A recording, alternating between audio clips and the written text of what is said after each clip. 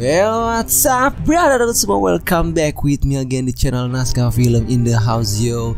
Kali ini admin bakal ngebahas alur cerita film yang berjudul Enemy at the Gates. Dikutip dari wikipedia.com, film Enemy at the Gates adalah sebuah film yang disutradarai oleh Jean-Jacques Annaud pada tahun 2001 dan diadaptasi dari sebuah buku yang ditulis oleh William Craig yang menceritakan kejadian-kejadian dan peristiwa-peristiwa sekitar Perang Dunia Kedua. Film ini mengisahkan seorang penembak jitu bernama Vasily Zaitsev dari kubu Uni Soviet melawan rival Jerman yaitu Mayor Koenig pada pertempuran Stalingrad 1942. Tetapi film ini banyak dikritik di Rusia dan di Eropa karena dianggap tidak akurat secara historis. Meskipun demikian, film ini lumayan sukses. Oke, kalian pasti penasaran kan gimana alur ceritanya? Langsung aja siapin rokok, filter 2 bungkus sama kopinya 2 kardus. Kalau udah siap, kita gas ke alur ceritanya. Awal kisah dibuka dengan segerombolan pasukan merah yang bersiap untuk menaiki sebuah kereta yang bertujuan untuk memasuki medan pertempuran di kota Stalingrad. Karena pada saat itu Stalingrad sudah dikuasai sepenuhnya oleh pasukan Nazi Jerman.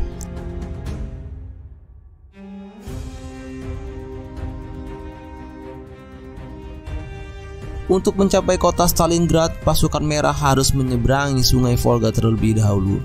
Singkat cerita, saat mereka sudah di atas perahu untuk menuju Stalingrad, terlihat jelas banyak korban yang berjatuhan dari pihak Soviet. Belum sampai di tepian sungai Volga pun, para tentara Soviet yang berada di perahu tersebut ketika mereka dihujani oleh serangan udara milik Nazi yang membuat sebagian tentara Soviet harus tewas akibat serangan yang diluncurkan oleh Jerman.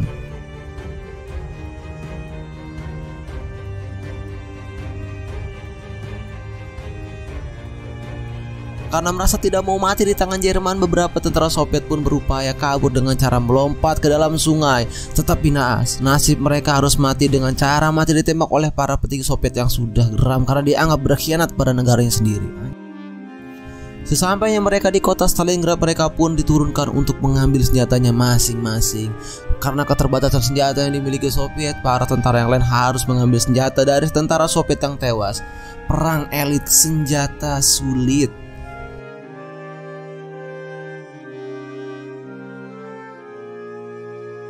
Singkat cerita, tentara Soviet pun mulai maju dan menyerang pertahanan tentara Nazi Jerman yang sudah menunggu di depan dengan senjata yang minim dan bermodalkan sambil berlari, tetapi tidak menyurutkan jiwa patriotisme tentara Soviet yang merebut tanah airnya kembali.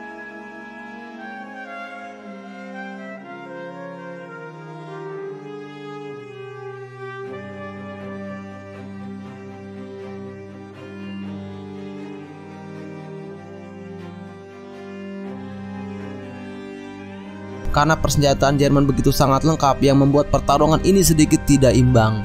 Tak sedikit tentara Soviet yang gugur dalam pertempuran tersebut, dan akhirnya mereka memutuskan untuk mundur menyelamatkan diri. Tetapi para jenderal dan kapten Soviet dengan tega membunuh rekannya sendiri karena dianggap pengecut sekaligus pengkhianat.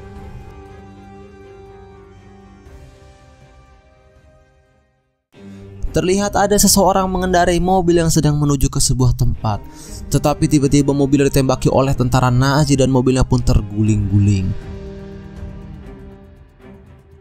Tapi bagusnya pengendara mobil itu selamat dan melarikan diri untuk bersembunyi.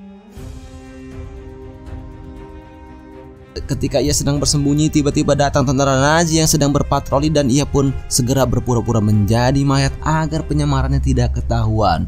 Dan tentara Nazi itu pun langsung menembaki para mayat itu untuk memastikan kalau semuanya sudah benar-benar tewas. Tetapi bagusnya orang itu tidak tewas tertembak dan berhasil selamat. Dan ternyata orang itu bernama Komisaris Danilov. Dan Danilov pun bergegas mengambil senjatanya untuk melakukan penyerangan. Tetapi tidak jadi karena terdengar suara seorang tentara yang mengatakan,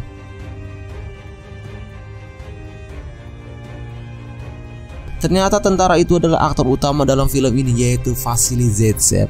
Dan disinilah awal pertemuan antara Komisaris Danilov dan Vasily. Singkat cerita, Vasily mengambil alih senjata yang dipegang oleh Danilov karena Vasily merasa yakin bahwa dia bisa membunuh para jenderal tersebut dengan tangannya sendiri. Akhirnya pun Danilov menyerahkan senjata itu kepada Vasily. Di saat Vasily sedang membidik, datanglah seorang prajurit yang mencurigai bahwa ada tentara Soviet yang tersisa di area yang menjadi tempat persembunyian Vasily dan Danilov. Dibarengi dengan suara dentuman bom yang jatuh, Vasily pun mulai menembak salah satu jenderal Jerman, dan tembakan itu tepat mengenai kepala jenderal tersebut hingga tewas. Karena pengetahuan dan skill Vasily yang dimiliki Vasily sangat mumpuni, kini satu persatu para tentara Nazi pun harus tewas di tangan Vasily.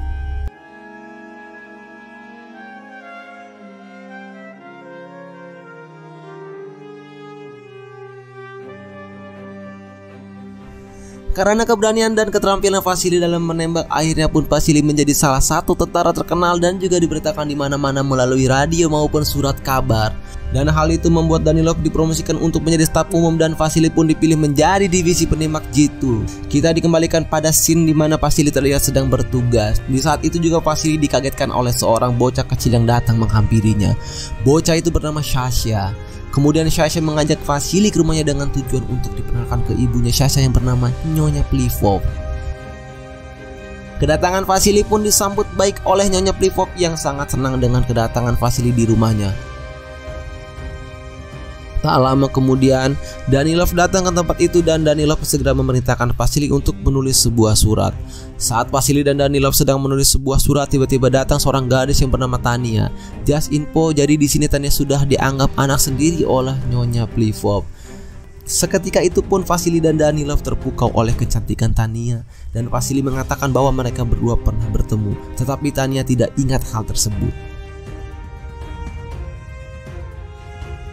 Singkat cerita, scene kali ini kita dibawa pada tanggal 21 Oktober 1942, tepatnya di kantor pusat Jerman yang berada di kota Stalingrad. Karena kehebatan sniper Uni Soviet yang telah membunuh perwira Nazi yang membuat resah seorang jenderal Nazi sampai-sampai ia mendatangkan seorang ahli sniper yang bernama Mayor Koenig. Dan jenderal Nazi itu pun memerintahkan Mayor Koenig untuk membunuh Vasily. Lagi enak-enaknya bobo, tiba-tiba Vasily dibangunkan oleh temannya yaitu Ludmila. Ludmila mengatakan bahwa ada sniper Nazi di sebuah gedung yang berhasil menewaskan 5 perwira Soviet. Mendengar hal itu, tanpa berlama-lama lagi mereka berdua bergegas menuju tempat tersebut. Singkat cerita, Vasily berhasil menemukan posisinya dan Vasily pun lalu menembaknya tepat di bagian kepala. Dirasa sudah berhasil membunuh targetnya, Vasily dan Ludmila pun bergegas masuk untuk mengeceknya dan meninggalkan temannya di luar untuk berjaga. Tetapi karena posisi mereka sudah diketahui oleh sniper Nazi, tak lama kemudian timah panas dihempaskan dan tepat mengenai kepalanya. Ketika Vasily dan Ludmila berhasil memasuki gedung itu, lalu mereka pun dikejutkan bahwa yang dibidik oleh Vasily itu bukan prajurit Nazi, melainkan sebuah patung yang menyerupai orang. Dan mereka baru menyadari bahwa itu hanyalah sebuah jebakan. Tak lama kemudian datang segerombolan pesawat tempur yang menghujani kota dan gedung tersebut hingga membuat Ludmila panik dan memaksakan diri untuk keluar dari dalam gedung itu, dan akhirnya Ludmila pun harus tewas di tangan Mayor Koenig. Di sini kita diperlihatkan oleh Sasha yang bekerja sebagai tukang semir sepatu di kubu pasukan Jerman. Mayor Koenig lalu menanyakan kepada Sasha perihal Vasily yang wajahnya sudah terpampang di koran. Sasha mengatakan isi koran tersebut berisi data Vasily dan Sasha juga mengatakan bahwa ia mengenalnya, bahkan sering menjumpai Vasily. Mendengar hal tersebut, Mayor Koenig mempunyai kesempatan besar untuk menanyai pergerakan Vasily lewat Sasha. Scene kali ini kita dipertemukan oleh Vasily dan Danilov. Vasily menceritakan tentang kejadian kemarin yang menimpa Ludmila. Vasily juga menceritakan bahwa akurasi tembakan sniper tersebut sangatlah hebat, tetapi Danilov sudah mengetahuinya terlebih dahulu. Danilov mengatakan bahwa itu adalah Mayor Koenig yang diperintahkan untuk menemukan sekaligus membunuh Vasily. Merasa Mayor Koenig bukan sembarangan seorang sniper, akhirnya Soviet pun mendatangkan Kolikov yang merupakan murid dari Mayor Koenig sebelum terjadinya Perang Dunia Kedua. Dan terlihat Danilov meyakinkan Vasily bahwa tidak ada sniper hebat selain Vasily. Kemudian Vasily dibawa masuk untuk menemui Nikita Khrushchev, yaitu Ketua Dewan Menteri Uni Soviet. Just info, pada 26 Februari 1960 Presiden Soekarno pernah mengundang delegasi pemerintahan Uni Soviet untuk berkunjung ke Indonesia. Kisah berlanjut pada 23 Oktober 1942, kini Vasily Kolikov dan Volodya menjalankan misi bersama untuk pertama kalinya. Misi kali ini adalah mereka harus mencari di mana keberadaan Mayor Koenig. Singkat cerita, Volodya tertangkap oleh tentara Nazi lalu ia diinterogasi dan ditanyakan mengenai keberadaan Vasily. Karena Volodya terus bungkam dan tidak mau menjawab, akhirnya Volodya pun dijadikan kelinci percobaan untuk mengungkap di mana keberadaan Vasily.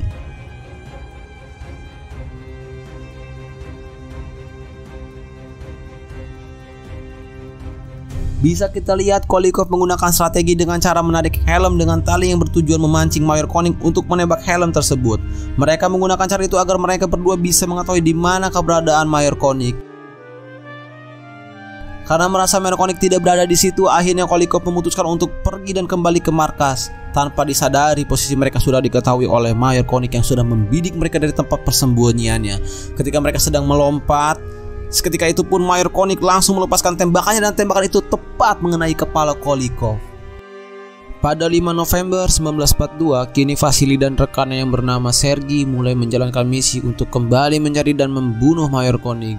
Mayor Konik yang sebelumnya sudah mengetahui posisi mereka berdasarkan info yang didapatkan oleh Sasha, kini Mayor Konik menunggu di mana Vasily akan bergerak melalui jalur yang biasa digunakan oleh Vasily. Tak lama Vasily pun datang, tetapi tidak melewati jalur tersebut, melainkan ia dan rekannya melewati sebuah jalur pipa pembuangan. Mengetahui hal itu, Mayor Konik pun bergegas menunggu di ujung pipa yang dimana pipa itu adalah jalur yang digunakan oleh mereka untuk melintas. Sesampainya di ujung pipa, mereka pun segera berpencar dengan jalur yang berbeda. Ketika mereka hendak berpencar, Mayor Konik pun melepaskan peluru dan peluru tersebut tepat mengenai bahu Sergei. Kejadian itu pun dibarengi Vasily yang hampir tertembak oleh senjata Mayor Konik. Dan sialnya senjata yang dipegang Vasily harus terlempar jauh dan membuatnya sedikit kesulitan untuk menghadapi Mayor Konik. Vasily pun memerintahkan Sergei untuk kembali ke markas. Kini hanya Vasily seorang diri yang bertahan di tempat itu. Berbagai cara telah dilakukan Vasily untuk meraih kembali senjatanya, tetapi tetap gagal karena yang Vasily hadapi adalah seorang sniper handal yang berpangkat mayor. Karena mengetahui Vasily sedang dalam bahaya, kini Tanya menggantikan posisi Sergei lalu Tanya bergegas pergi untuk membantu Vasily.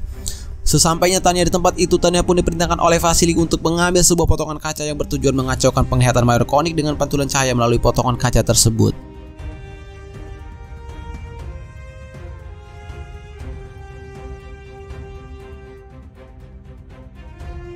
Dan cara itu pun berhasil. Lalu Vasily bergegas berlari mengambil senjatanya tanpa berpikir lama lagi. Vasily pun segera menembak Mayor Konik dan tembakan itu tepat mengenai lengan Mayor Konik hingga terluka. Singkat cerita, Vasily pun menghampiri Danilov. Lalu Vasily memerintahkan Danilov untuk tidak menulis tentang dirinya lagi.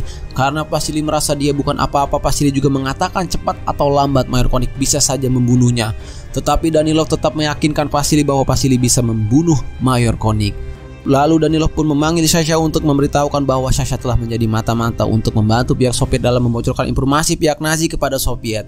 Hal ini membuat Vasily marah karena hal itu bisa membahayakan keselamatan Sasha, tetapi Danilov mengatakan bahwa Sasha sendirilah yang menjalankan tugas berbahaya itu demi Vasily menang melawan Mayor Konik.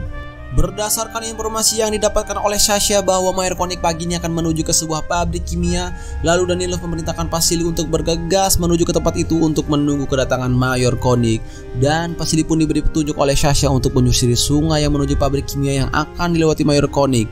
Sesampainya di sana untuk mengelabui pihak Nazi, Vasily harus bersembunyi di atas tumpukan mayat tersebut. Mungkin ini cara satu-satunya agar penyamaran Vasily tidak diketahui pihak Nazi. Karena rasa kantuk mulai menyelimuti mata, akhirnya Vasily sedikit tertidur dan melewati momen di mana ketika Mayor Konik memasuki gedung tersebut. Tetapi Vasily tetap bertahan dan tetap tidak mengubah posisinya. Tetapi posisi Vasily hampir diketahui Mayor Konik dikarenakan pantulan cahaya dari skop Vasily mengenai teropong milik Mayor Konik. Tetapi untungnya Vasily selamat karena ada seorang tentara yang sedang mengambil barang milik korban perang. Selain itu, tentara tersebut juga mengambil identitas milik Vasily. Scene kali ini kita dibawa kembali ke dalam kantor pusat milik Jerman yang berada di Stalingrad. Seorang jenderal mengatakan bahwa Vasily telah tewas pada saat peperangan. Dan jenderal tersebut juga memerintahkan Mayor Konik untuk pulang ke Berlin karena tugasnya di sini sudah selesai. Tetapi Mayor Konik tetap pada pendiriannya, dia yakin bahwa Vasily masih hidup. Scene kali ini kita diperlihatkan oleh Sasha yang bersedia atas kematian Vasily, tetapi Mayor Konik mengatakan bahwa ini hanyalah sebuah berita propaganda. Mayor Konik juga mengatakan bahwa ia akan menunggu Vasily di pintu keluar stasiun kereta. Tepatnya ia akan bersembunyi di dalam menara air dan Mayor Konik yakin bahwa Vasily akan berada di sana. Tetapi Mayor Konik meminta kepada Sasha agar tidak memberitahukan rencana ini kepada siapapun. Karena kecintaannya kepada Soviet, Sasha pun membocorkan berita tersebut kepada Vasily, tapi Sasha pun ditangkap oleh Mayor Konik karena Mayor Konik sudah curiga bahwa Sasha telah membocorkan berita itu.